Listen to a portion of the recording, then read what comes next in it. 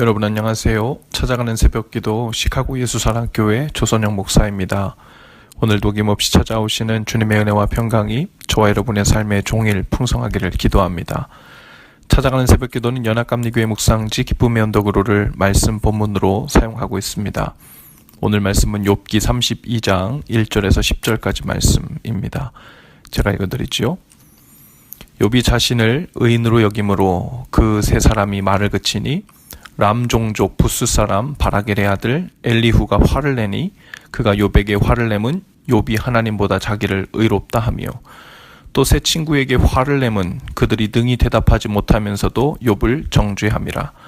엘리후는 그들의 나이가 자기보다 여러 해 위임으로 욥에게 말하기를 참고 있다가 세 사람의 입에 대답이 없음을 보고 화를 내니라. 부스 사람 바라겔의 아들 엘리후가 대답하여 이르되 나는 연소하고 당신들은 연로함으로 뒷전에서 나의 의견을 감히 내놓지 못하였노라. 내가 말하기를 나이가 많은 자가 말할 것이요 연륜이 많은 자가 지혜를 가르칠 것이라 하였노라. 그러나 사람의 속에는 영이 있고 전능자의 숨결이 사람에게 깨달음을 주시나니 어른이라고 지혜롭거나 노인이라고 정의를 깨닫는 것이 아니니라. 그러므로 내가 말하노니 내 말을 들으라. 나도 내 의견을 말하리라. 아멘. 이제 욥과 그의 세 친구 사이에 있었던 총 3라운드에 걸친 변론이 끝납니다. 그리고 엘리후라고 하는 새로운 인물이 등장하죠.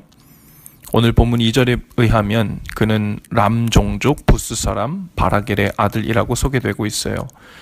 엘리후에 대해서 성경은 많은 것을 이야기해주고 있지 않습니다. 그러나 엘리후의 가문이 소개되고 있는 것으로 보아서 엘리후는 꽤 잘 알려진 가문의 유력한 사람이었던 것 같습니다.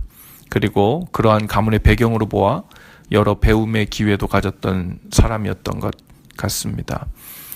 또 하나 미루어 짐작할 수 있는 사실은 엘리후는 욥과 세 친구의 대화를 처음부터 끝까지 뒤에서 듣고 있었다는 거예요. 어떤 이유인지는 모르나 처음부터 그들과 함께 있었죠. 엘리후는 욥과 세 친구들의 대화가 장장 30장이 넘도록 진행되는 동안 끼어들 수 있는 기회가 많았지만 묵묵히 듣고만 있었습니다.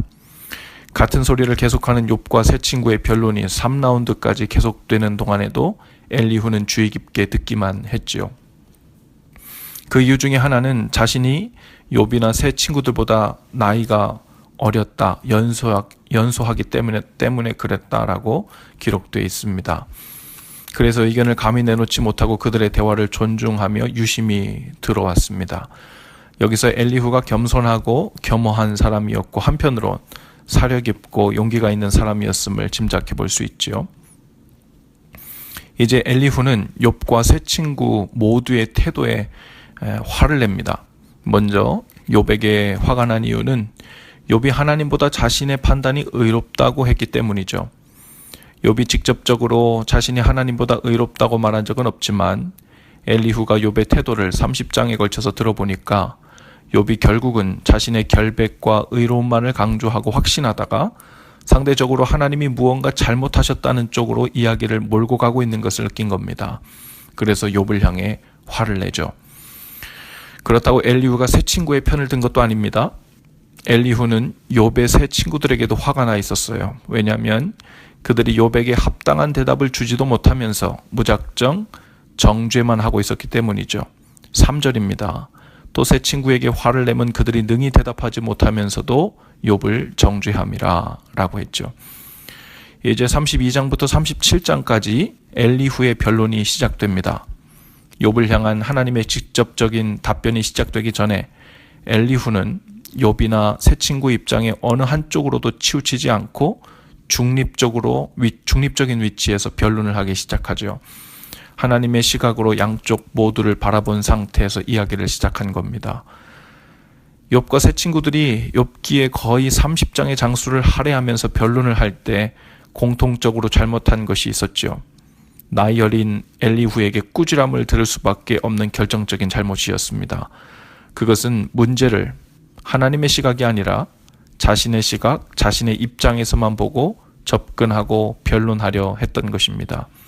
세 친구들은 계속해서 자신의 신학과 하나님 이해의 틀 속에 욥의 상황을 가두려 했고 또 욥의 상황이 자신들 이해의 틀 속으로 들어가지 않자 근거 없는 모함과 정죄를 했죠. 욥도 마찬가지였습니다.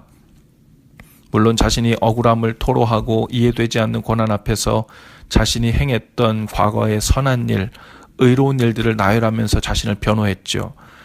하지만 문제는 자기 변호에 너무 집중한 나머지 자신의 의로움을 과하게 드러내기 시작했고, 자신의 빈틈없는 의로움 앞에서 하나님께서도 뭐라 대답할 수 없을 것이라는 뉘앙스로 태도가 변해가고 있었죠. 욥 또한 자신의 고난 상황에만 너무 집중한 나머지 자신의 생각에 점점 함몰되어 가고 있는 모습을 보여주었습니다. 여기서 엘리후는 하나님의 시각과 입장을 견지한 인물로 등장합니다. 어느 한쪽을 편들지도 않고 변론을 통해 자신의 지혜를 드러내려는 것도 아니고 새 친구들처럼 자신의 신학이나 입장을 관철시키려는 것도 아닙니다. 그렇다고 무작정 불쌍한 욥의 고난의 상황을 덮어두고 동정표를 주자는 입장도 아니었죠. 먼저는 욥과 새 친구들 모두가 왜 하나님의 생각과 시각으로부터 멀어져 가고 있는지를 밝히고 있죠. 말하자면 엘리후는 지금 자신을 포함한 그 누구를 위한 변론이 아니라 진정으로 하나님을 위한 변론을 시작한 겁니다. 우리들 가운데도 때로 엘리후처럼 하나님을 위한 변론을 하고 싶을 때가 있죠. 또 어떤 사람들은 무슨 말만 하면 말끝마다 하나님의 입장이라도 대변하려는 듯이 말하는 사람들이 있어요. 마치 자신을 제외한 모든 사람들은 하나님의 반대편에 있는 사람들인 것처럼 섣불리 판단하는 사람들이죠. 욥의 새 친구들도 명분상으로는 하나님을 위한 변론을 하고 있다고 생각했어요. 하지만 결국 자기 자신들을 위한 변론이었음이 밝혀졌습니다.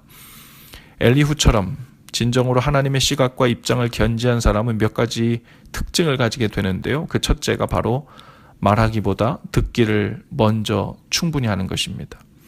보통 상대의 말을 중간에 끊어 이야기하거나 충분히 듣지도 않고 자기 말하는 것에만 열을 올리는 사람은 보통 하나님을 위한 것이라기보다는 자기의 분함, 생각, 그것을 관철시키려는 목적일 경우가 많습니다.